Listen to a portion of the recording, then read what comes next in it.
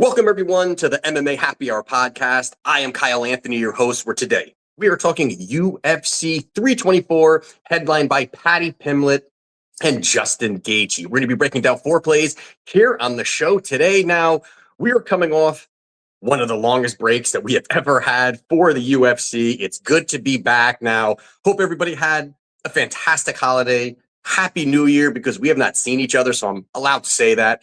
And we've got some great cards coming up, back-to-back pay-per-views, however you want to put that now, for the Paramount era is starting. So a lot of great things to talk about over the next couple of weeks.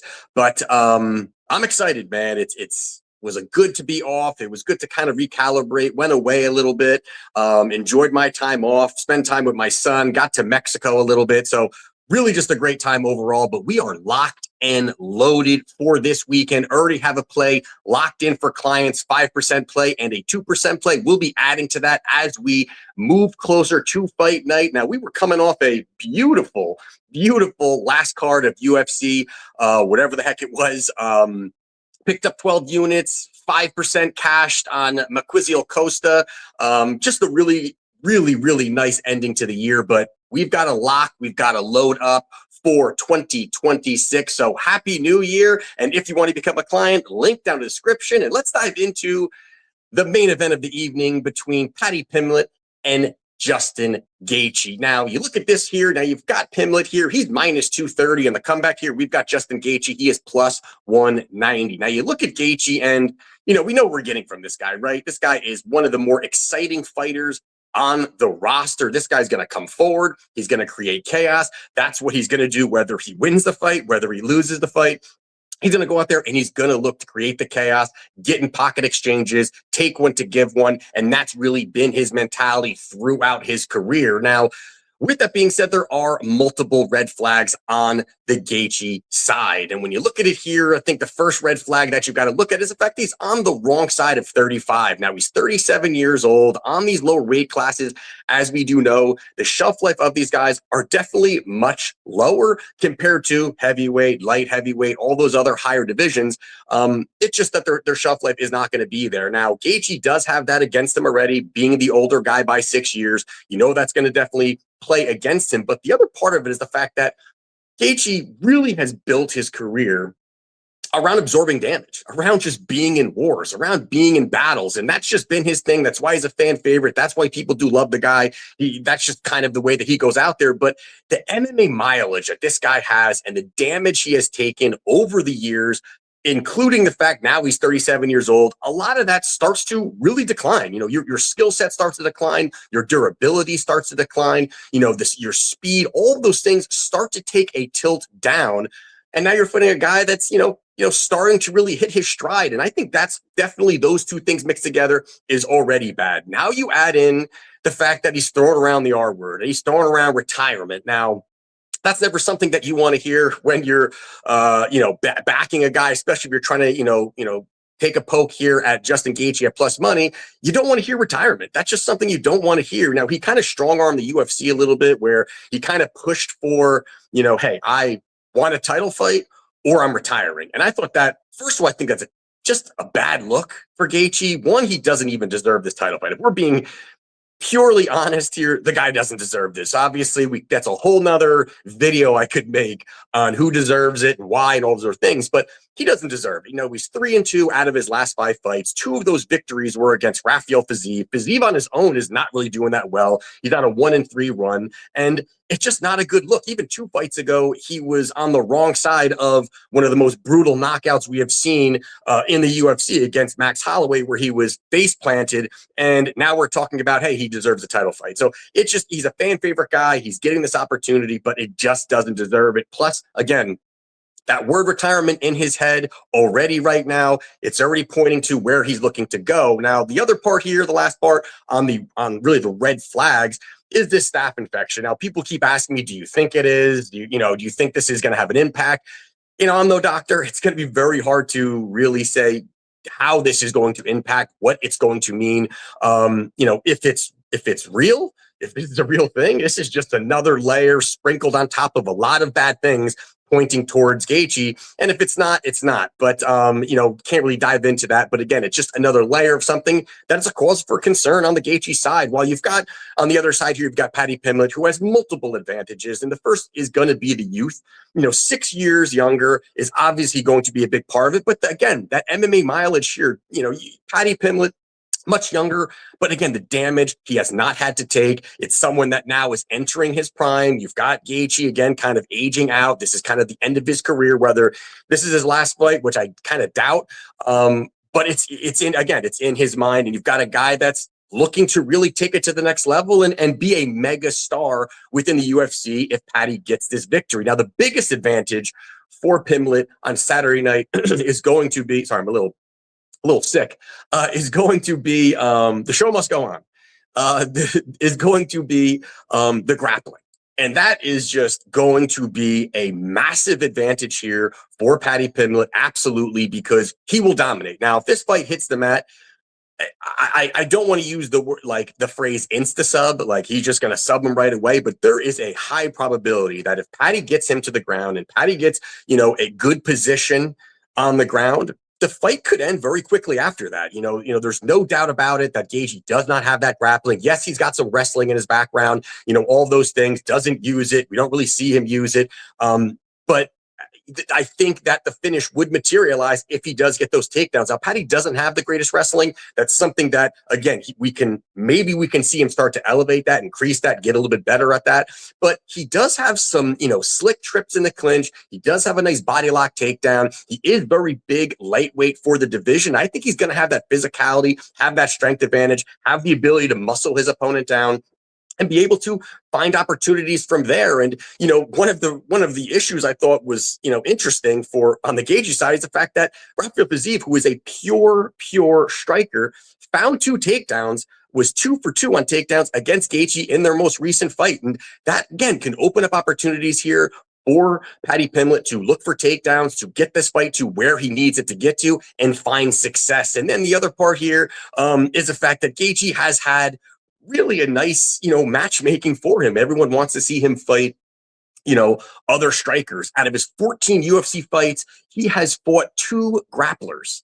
2 out of 14. That's pretty wide. And the only 2 grapplers that he fought was Charles Oliveira, who subbed him in the first round, and Khabib Nurmagomedov, who subbed him in the second round. Now, obviously, these guys are elite level. I get it. He doesn't have the wrestling of Khabib and all those other things, but Paddy still has elite level grappling. And if the fight gets down there, he can quickly find that finish. And even striking wise, we can dive into that too much, but even striking wise, yes, Gaethje will have that advantage, but is it really that big of an advantage? I don't really think so. I think at this point in his career, again, from what I'm seeing and, the past fights that I rewatched, I'm not seeing that explosiveness. I'm not seeing, all those things that we really liked about Gaethje. I feel it's a tick down, and now we're starting to see, Paddy Pimblett increase his striking. He does have some power. I think that he's going to move forward. You have Gaethje who has a negative striking differential, gets hit a lot more than he lands, and I think that Paddy finds that opportunity to get the job done here. But I do think the grappling is where it's going to be here. So I'm taking Paddy Pimblett by submission. That's sitting around plus 140. I think out of 5 rounds, there's going to be a point where either he hurts him,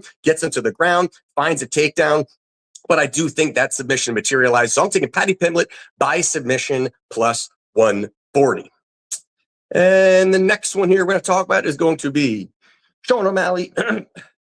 Sean O'Malley, he is minus 205 on the comeback here. We've got Song Yadong. He is plus 170. Now, you've got Song here, who is primarily a boxer with some wrestling. Now, he's got some fast hands. He's got some power. We know what he's got there. He comes out of Team Alpha Male, which, Team Alpha Male obviously is a wrestle-heavy gym. We know that is going to be in his back pocket. And that's what's going to be interesting about this, stylistically. We know that obviously, O'Malley went out there, was, taken down multiple times, submitted, beaten twice by Merab Dvalishvili. Now, the path is there. And I think that has to be discussed, where the wrestling path can be there for Song. He's tough. He's strong. If he can bully forward, look for those takedowns, they can look to implement that same game plan. And I would assume that Team Alpha Male is thinking, we got to get this fight to the ground. I don't think they want a pure striking match. They have to mix it in. And it's a possibility that it can work. But the difference here is the fact that Song does not have the wrestling of Merab. I mean, if we're going to be completely honest here, he just does not have that wrestling. And I do think that Sung is going to look for those takedowns. He's going to look for top control. He's going to look to get the fight to the ground.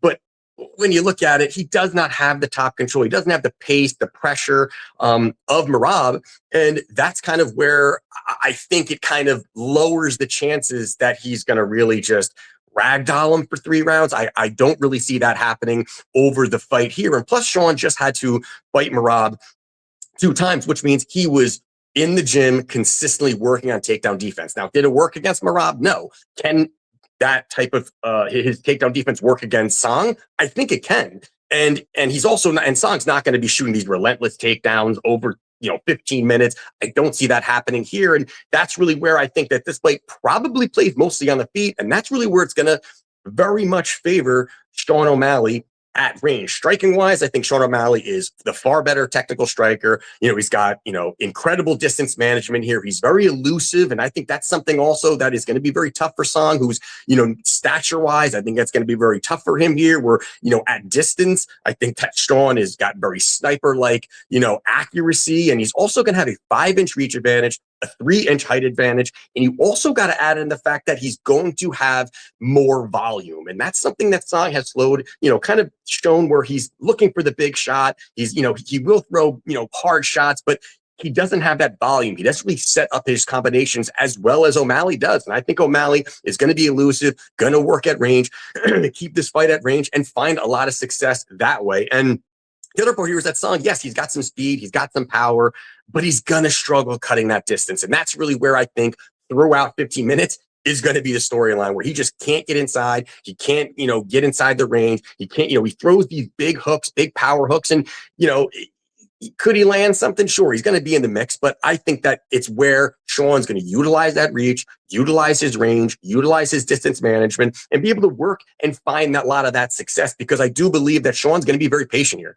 I don't think that Sean is going to be, risking much here or looking for big movements. I think he is really going to just stay at range, outland him, outpoint him, really fight smart, because he needs this win. This is a must win for Sean O'Malley. He's even said it on his podcast and stuff. Like, I gotta win this fight, and I do believe it, that this is a very winnable fight for him. It's a good stylistic matchup for him, especially after fighting a guy like Merab twice. That's got to be exhausting. Now this has got to be refreshing. He's fighting primarily another striker here. And then where I'm going with this play is that, Song Yadong is tough to put away.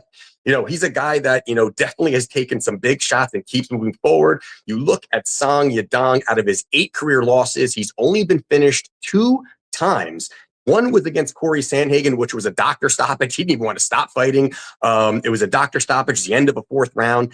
And the other one was back in 2016 outside the UFC, where he was finished. So I think that this is a spot where O'Malley works at range, pitter-patters the shots, outpoints him, wins on the judges' scorecards. You got O'Malley here getting off the minus 205 number. You got O'Malley by points is around plus 115. I like that number, and I like that plus money. So I'm taking Sean O'Malley by points plus 115. And the next one here we're going to talk about is going to be Lord Silva. He is minus 270 on the comeback here. We've got Arnold Allen. He is plus 220. Now, you've got Silva here, who I got to say is probably one of the most dynamic strikers in the division. I mean, this guy, his creative combinations, his slicing elbows, his brutal knees, heavy body kicks, power in his hands. I mean, there's a lot that this guy offers, at any point, at any different angles. And the way that he gets his reads, it's just really interesting to see. He's a freak athlete who's a guy that has, unorthodox style and awkward movement, and stuff like that is very, very difficult to emulate, to simulate in training. It's very tough to really say, hey, this is how this guy fights, because really, the way that Silva fights is kind of wild, and, it works for him. And that also, this unpredictability that he has really makes him so dangerous, because it's tough for opponents to get those reads. And I think that's where he can find a lot of success, where you go back and you watch the Arnold Allen tape. The guy's okay everywhere, but he's, not great at anything. He's just not. And, he's got a serviceable skill set. I think that, he's got some decent boxing, he's got some decent wrestling, his jiu-jitsu is pretty good. There's nothing that he does that really just wows you, that jumps off the page and you're saying, wow, this guy's really, really good. There's nothing really there. And I think one of the bigger issues that he has is the fact that he is very, very low volume. He just doesn't put much out there. He needs big moments in order to win rounds. He's a bad minute winner overall. And I think he's, in a spot where you've got a guy who's probably going to put up more volume than you, I think that that's where he's really going to struggle. Plus, I think that you've seen over some of the fights going back watching is that anytime that, Allen is on the back foot, he's uncomfortable.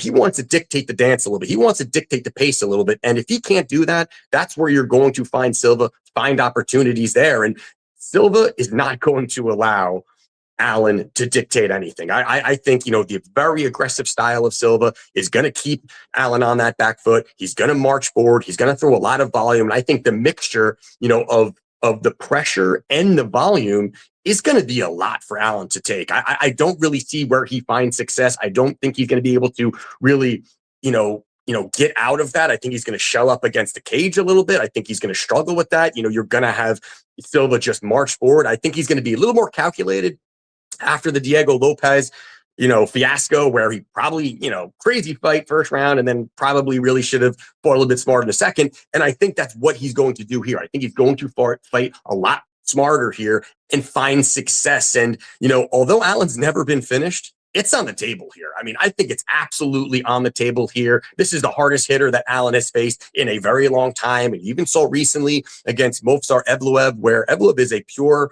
grappler, and with the jab rocked Allen, although it didn't finish him or anything like that. But man, I thought it was a bad look there. Now you're about to face someone in Silva who just has a ton of power and going to put out volume and going to throw a lot at you. I think that's where you can see him, struggle to create the space, struggle to find opportunities, get his offense going. And I think that's going to be a lot. And that smothering offense is going to really start to melt Allen. I think the other red flag here, on Allen's side is his inactivity. Since 2020, he's only had 7 fights. That's not good. I mean, that you can question, is it motivation? Is he fully invested in fighting? And that could be in question. But what we do know is the fact there are multiple reports of multiple injuries that he has had, on his arm, a broken hand, a shoulder, health issues. And that's just, you're in recovery mode in those situations. You're not in, I'm sharpening my tools. I'm getting better. And if he can't do that, if he's just kind of trying to just get in there, I think that that's a bad sign for him, that he's not able to really just stay healthy. And this is, I think, a great spot for Silva. And then you even look at some of the guys, that Allen has beat. Allen's got a nice shiny record, but you look at some of the guys he's beat recently. He beat a 37-year-old Giga Chikadze who's on an 0-3 run. He beat Calvin Kattar, who's on an 0-5 run. He beat Sadiq Youssef, who's also on an 0-3 run, and Sadiq almost doubled up the significant strikes on him. Yet Allen got the decision because of a couple takedowns. So he has not had the greatest performances here. I think this is a spot where Silva is going to put an absolute stamp on this fight here. I think he marches forward. I think he lands big shots. I think Allen is not going to be able to have anything to kind of keep him at bay and keep him at distance. And I think he finds that knockout. So you can get Silva here by knockout is around plus 175. I like that price, more plus money. And I think this comes in a brutal knockout. So give me Lord Silva by knockout plus 175. And the last one here we're going to talk about is going to be Alexander Hernandez. He is minus 165 in the comeback here. We've got Michael Johnson. He is plus 136. Now, this one here, you've got 2 fighters that are, struggling and have just really kind of turned it around and really on a little bit of a streak here. You've got Hernandez, who was on a 1-4 run.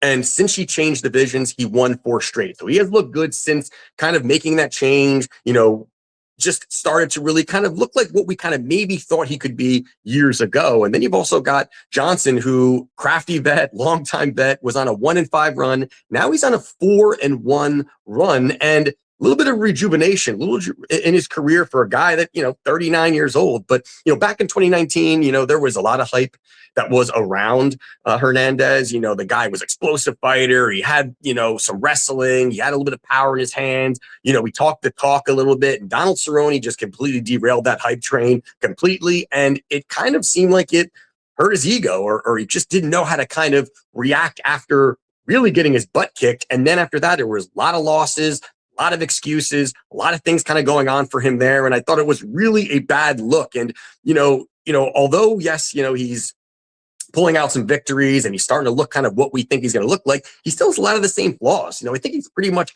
the same fighter we have seen, but he's had some favorable matchups, some guys that are grapplers that don't know how to strike. And that worked out perfectly for Hernandez, who is, has some wrestling and then can strike. So it kind of was nice matchups for him, that able to have him find a lot of the success there. While you've got Johnson, I believe at 39 years old, will present multiple issues here for Hernandez. And, Alexander, I think one thing that he needs in order to find success here is he needs to get takedowns. I think he needs to mix that in. I think he has to have those. I don't think he can stand and strike with Johnson over, the 3 rounds and think that he's just going to outpoint him or outland him or finish him. I think either of these guys could probably finish each other, but I think he needs to mix those in to open up the striking. But you really look at, Hernandez and what he's done, over his last 7 UFC fights, he's only secured 4 takedowns, and all 4 takedowns were against Kurt Holloway, who has a 38% takedown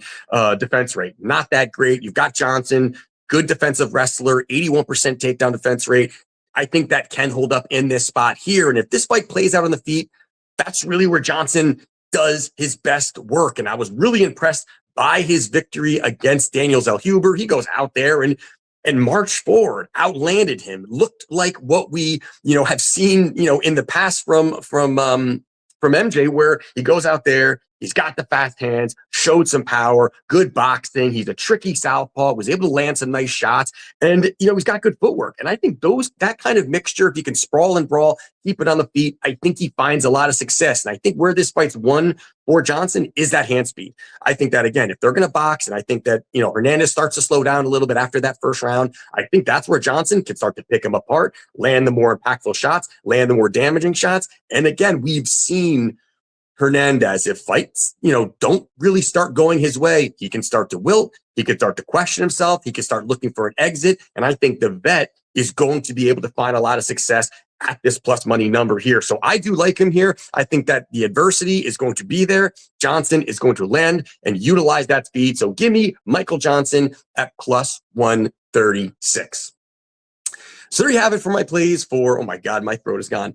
There you have it for my plays for UFC 324. If you want to become a client, link down in the description. I have a couple plays up right now. As I said, I'll probably have about 5 plays come fight night. And also, I do have a promo code. Use MMA25, get 25% off all of my packages. The monthly, the yearly, even the daily, if you're looking to jump on next week's package. Got that up right now for you. So with that being said, let's get it done. Welcome to the 2026 UFC betting season, and let's cash.